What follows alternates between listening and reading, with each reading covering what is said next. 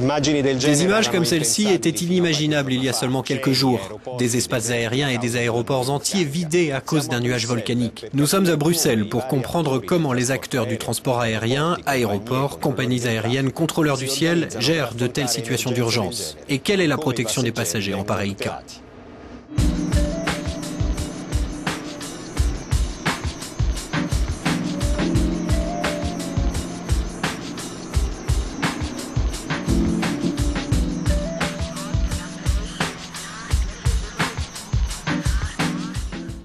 La crise se situe dans le ciel même, et c'est dans l'espace aérien que les premières actions sont à mener. Eurocontrol est l'agence qui coordonne le contrôle du trafic aérien en Europe.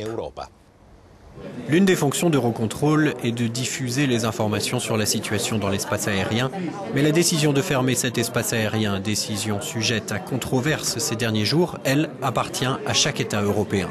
Nous recevons les informations des centres d'observation des cendres volcaniques qui nous contactent et nous communiquent leurs cartes et les zones potentiellement contaminées.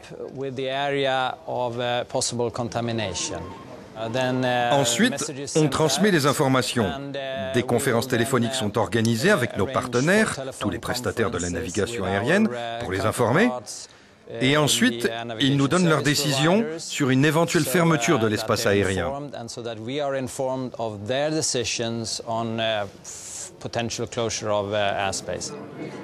Curieusement, cette crise précisément avait fait l'objet d'une récente simulation. Pour l'éruption volcanique, il y a un scénario particulier sur lequel nous avons été formés et avons fait des simulations durant les 5 dernières années. La dernière simulation que nous avons faite, c'était en novembre dernier. On a simulé une situation semblable à celle d'aujourd'hui, avec une éruption volcanique sur l'Islande et un nuage de cendres se déployant sur le sud-est de l'Europe. Le contrôle aérien est en liaison avec les compagnies, mais comment celles-ci réagissent-elles à l'urgence? Exemple avec Bruxelles Airlines. Dès l'alerte donnée, une cellule de crise est mise en place au siège de la compagnie. Elle va prendre en main tous les problèmes opérationnels et commerciaux.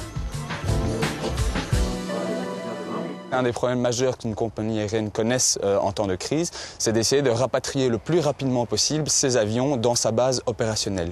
Pourquoi? Comme vous le savez sûrement, un avion doit être entretenu régulièrement. À partir de certaines heures où cet avion n'a plus été entretenu, il n'est plus autorisé à voler. Le plus important au niveau des passagers, c'est l'information. Je pense que c'est vraiment la priorité pour une compagnie aérienne en temps de crise. C'est essayer de donner l'information la plus complète et le plus régulièrement possible. Différentes choses sont offertes aux passagers en fonction de leurs besoins.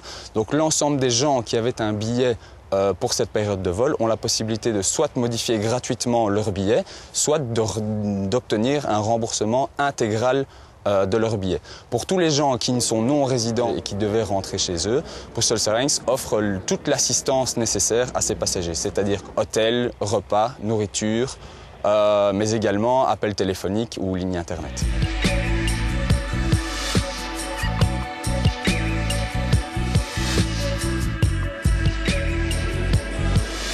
Si tout fonctionne, c'est bien, mais ce n'est pas toujours le cas. Bien des usagers mettent en avant le non-respect de leurs droits.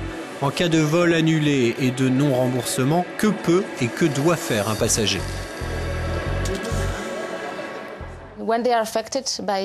S'il est victime d'une annulation de vol, il doit déposer plainte auprès de la compagnie.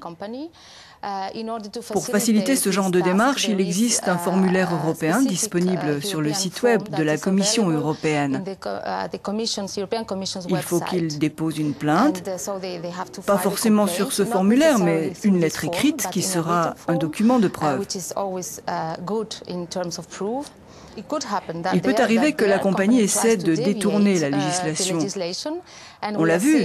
En fait, j'en ai fait personnellement l'expérience. J'étais censée être à Madrid à l'heure qu'il est. J'ai essayé de me rattraper sur un autre vol. Je suis allée sur le site de la compagnie en question. En principe, je devais bénéficier d'un vol gratuit, mais ils ont voulu me le faire payer, et ça, c'est illégal. À un certain stade, tous les problèmes se concentrent ici, à l'aéroport. C'est ici que se trouvent les avions censés partir, qui ne partent pas, les avions censés arriver, qui n'arrivent pas, et c'est ici que sont les passagers en souffrance.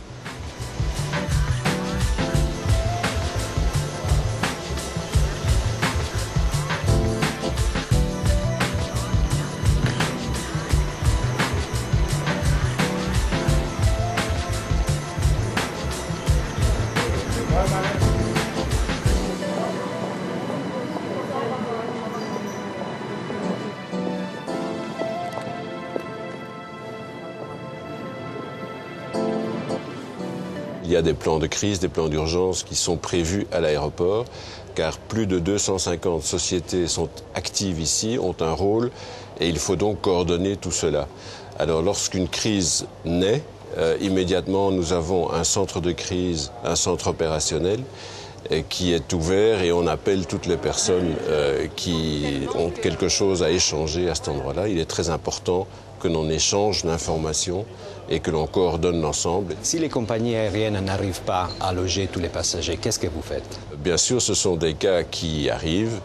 Nous avons eu par exemple ici un avion avec plus de 300 passagers du Bangladesh, avion qui a été détourné parce que l'aéroport de Londres était fermé.